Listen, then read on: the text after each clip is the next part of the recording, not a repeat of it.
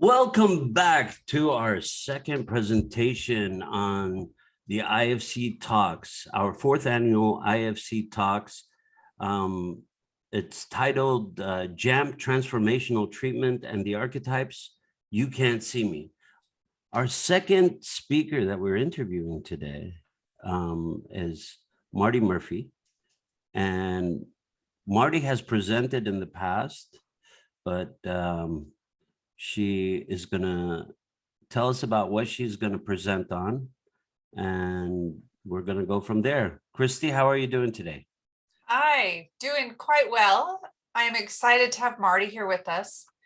And I'm in Salt Lake City. I'm sure some of you already know that. And Marti, I'm very happy that you're coming here to speak so people can experience you.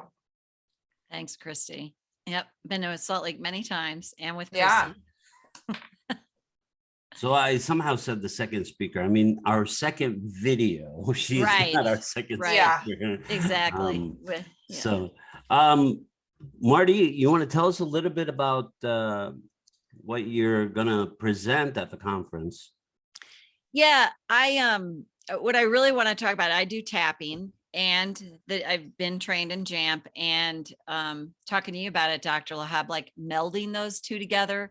So when I've done some JAMP sessions using tapping at moments, I've seen so often how we have to bridge the brain to belief, is how I'll say it. If we go to, at least in the tapping world, we always encourage people to go to the negative, and then they tap through it. And then what naturally starts to happen is the positiveness that they are comes through. So the melding to me with tapping and JAMP is just a great combination. And forbidden emotions is really typically always one of my favorite topics, along with this idea of the power of what if, because most of us have learned to say the what if to the negative, like what if it all falls apart? What if it goes wrong? But what if it works out? What if everything's going to be okay? What if this treatment does work for me? What if this time it changes so much for me? And what I've seen with clients I work with is when we use what if statements ahead of that, say, instead of like going right in the tapping world to an affirmation, where the brain's like, we call it tail enders. Yeah, but the brain doesn't believe it. When we go, well, what if this could work out? What if things are improving? What if my health's getting better? What if I could see this differently? And I've seen tremendous transformation in people doing that.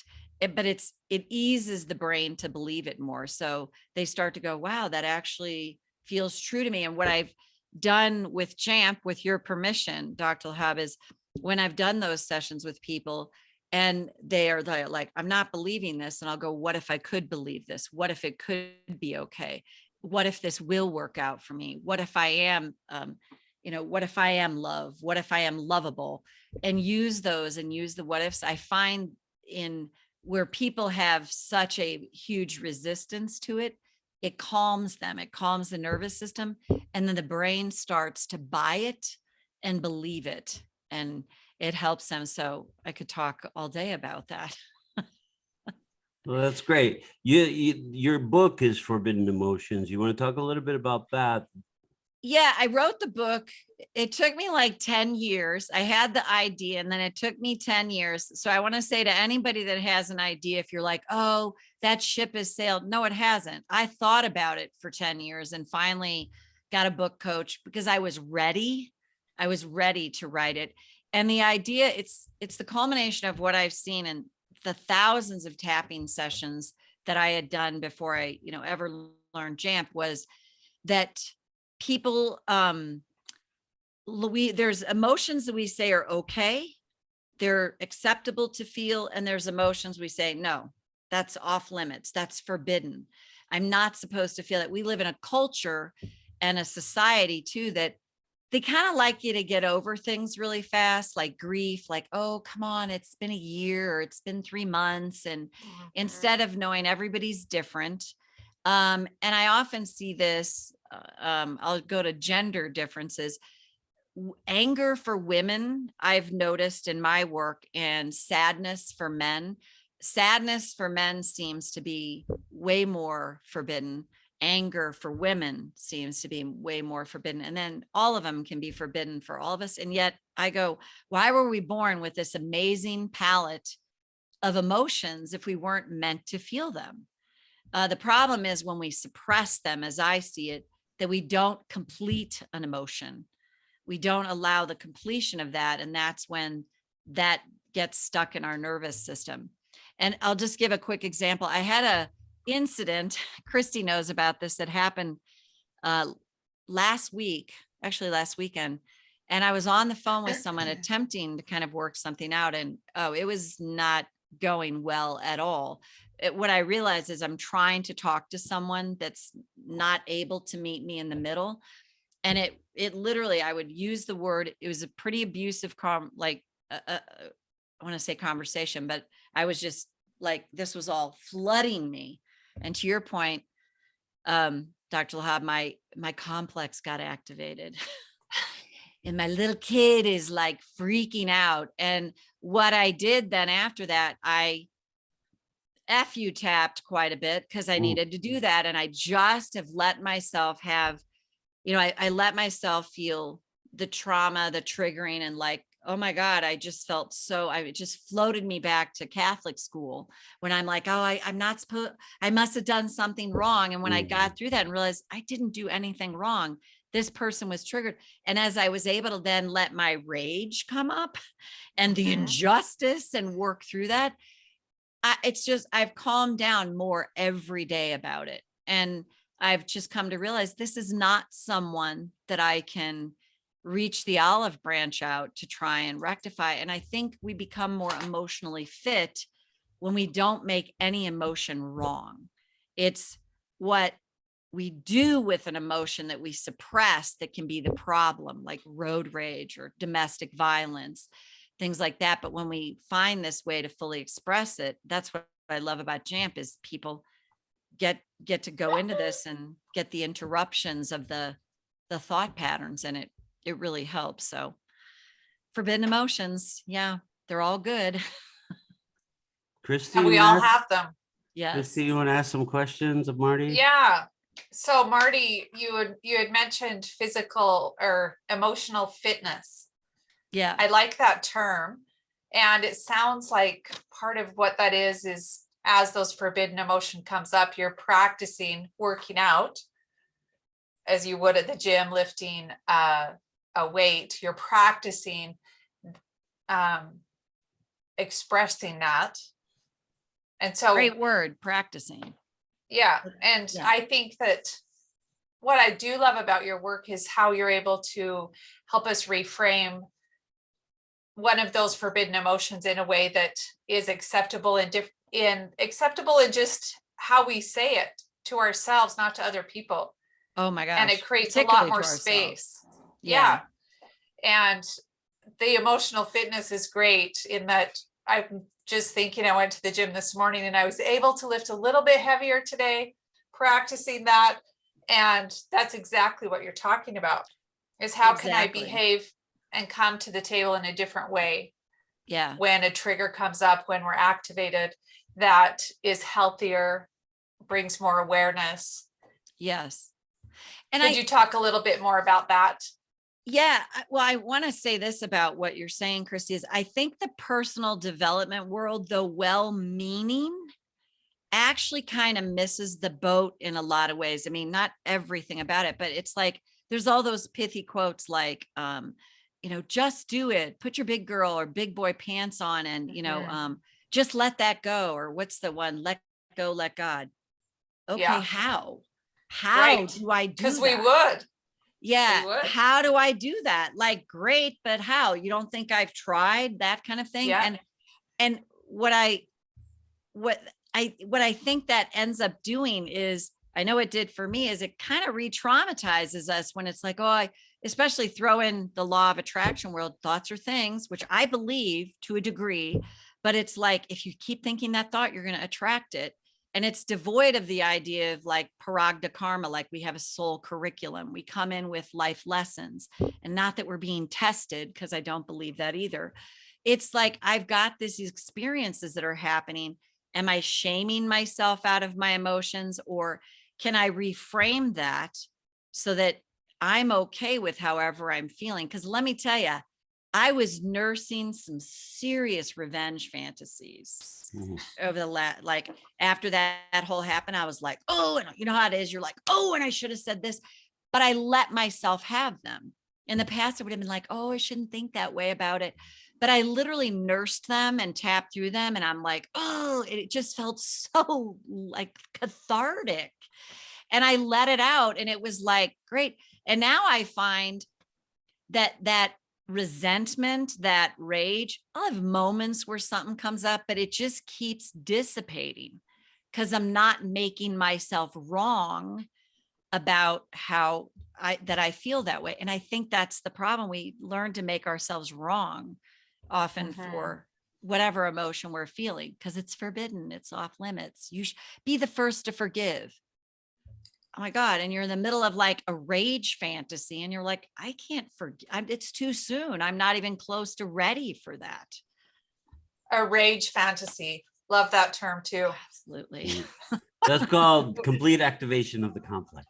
Yes, it is. Where it's running movies in front of you of what you could do to this person, how this person can be really treated, what you really have options to do, what could be outrageous to do, you know, so it kind of like, I love it. and so this is when Jung says that the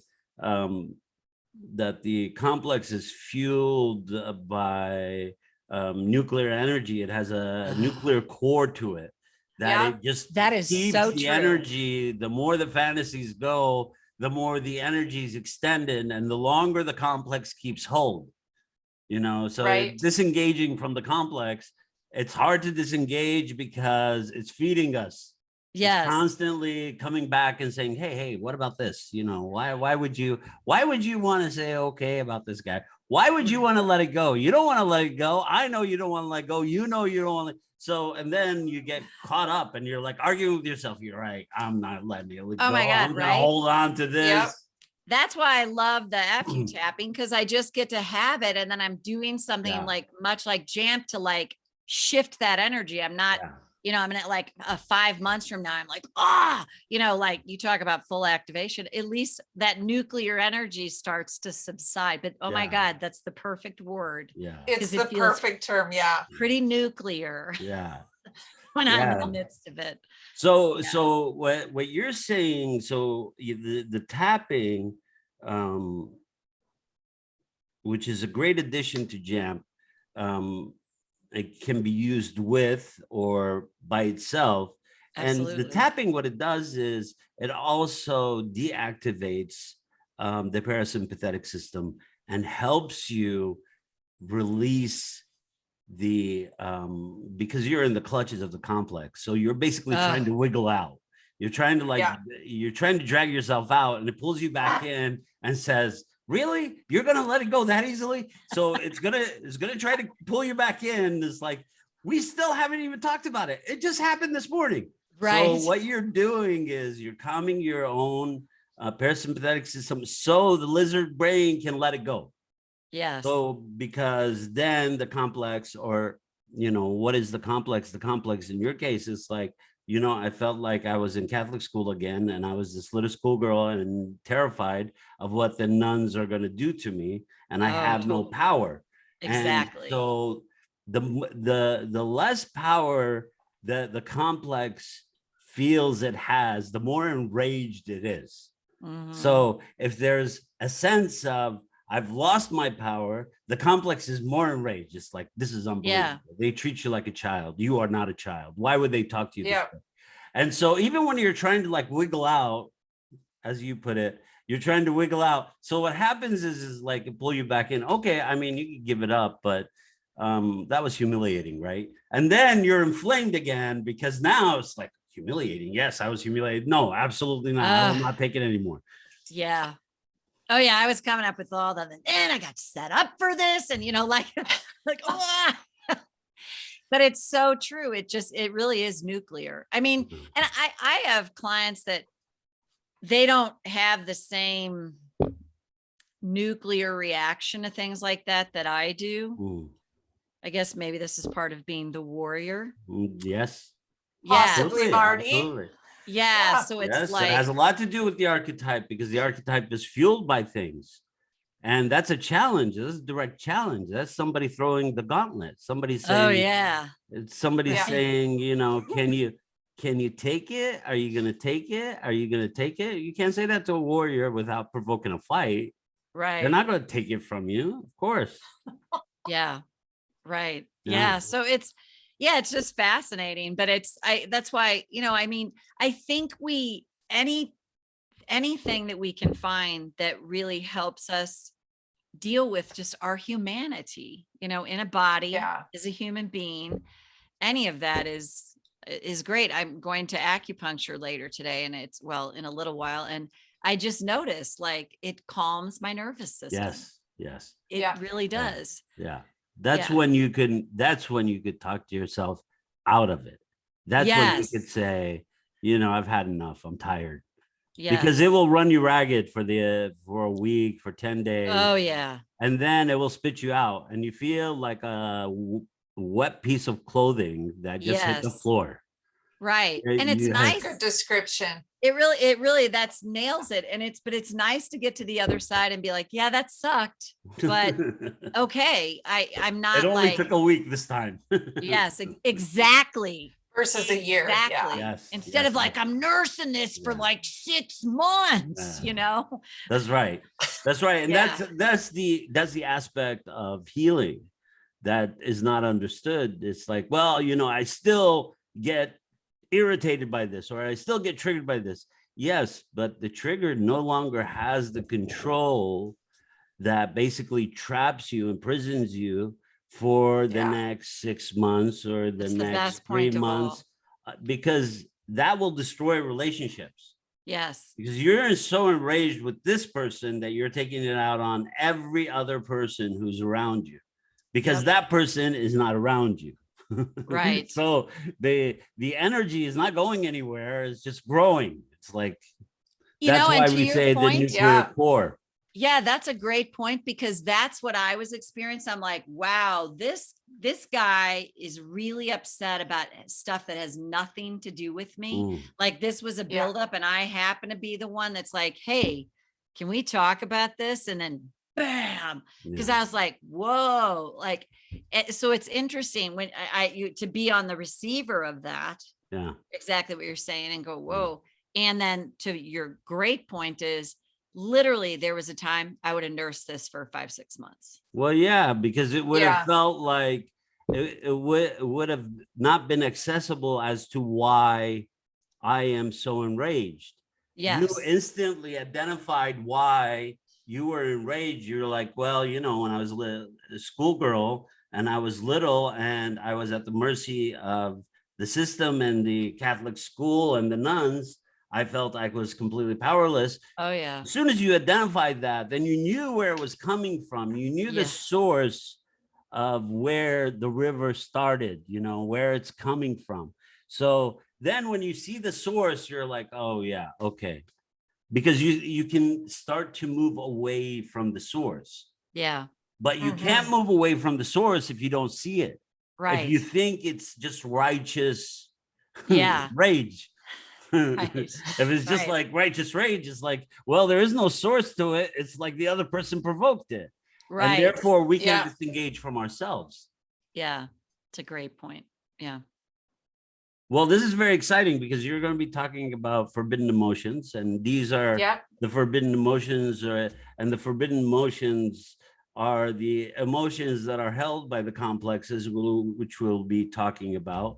And you also brought in the archetypes, which is a great kind of segue to what we're also going to talk about, which is how the archetypal energy, as Marty put it, also channels the rage, or channels the excitement, or channels the happiness. It also challenges you to understand that, because once you understand it, then it's like, oh, I know where this is coming from.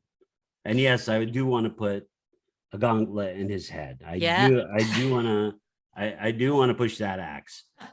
Where's my swords? Yeah, so the warrior Behind is you. like, this is a deep insult, not on just me, but the entire clan. Anyway, so Oh my God, it's so true. Because it involved like it was so true. The entire clan, that was exactly it. That's what goes through your head. Yeah, it's like, seriously? And then you said that about my husband. And it's so funny. And I thought not fascinating, it's pretty shocker. I love warrior movies. Yeah, Yes, Yeah. you would, Marty. yeah, and it makes perfect sense because it hits home. It does. Yeah. It's like whoever is in the story, it's like, oh yeah, that's my skin. Yeah, Right. that's exactly what I would do. Right? Yeah, Yeah. yeah. Right. Am I really going to watch Gladiator again? Yeah. Yeah. There's many reasons to watch Gladiator, Marty. Besides that. Yes. That's hilarious. Yep. So, Christy, do you have any more questions or? I don't think so. I'm excited to have you come to Salt Lake City, Marty. And I've told many of my clients about you anyway. Some of them have met you. And so many people are interested in tapping. And I like using the bridge between that and JAMP. Mhm. So people can Yeah. better understand just have another window to go to bring their healing to. Yes. Yeah. Whatever that might be for them. So Yeah. I welcome you and thank excited you. to have you. Thanks for being on here with us today. Yeah. Thank you.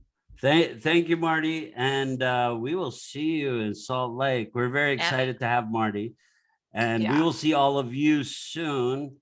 We're going to do a series of these videos to present to all of our speakers. So thank you for being with us.